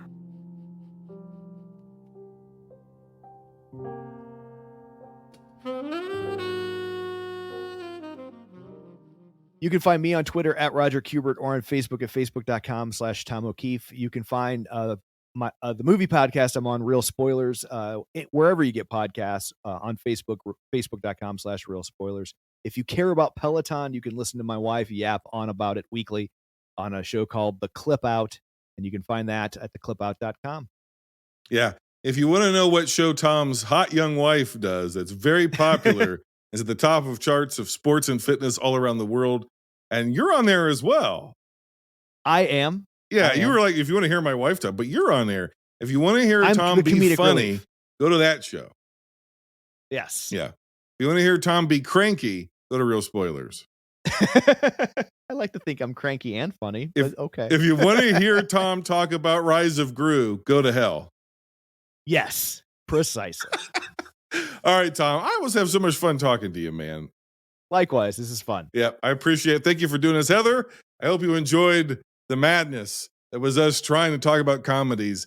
I think you might agree with me, Tom. The hardest movies to review are comedies because they're pass fail. Like they either make you laugh or they don't, and completely subjective. So something that someone out there listening to us might be, well, goddamn, I think the Cheap Detective I think Murder by Death is the funniest movie I've ever seen. One, I would say you're a racist, and two, you're racist. Yes, say it's subjective. I can't tell you that you're wrong. Yeah, even more so than a normal film. But I can tell you, enjoy your red baseball hat. On that note, until next time, binge on.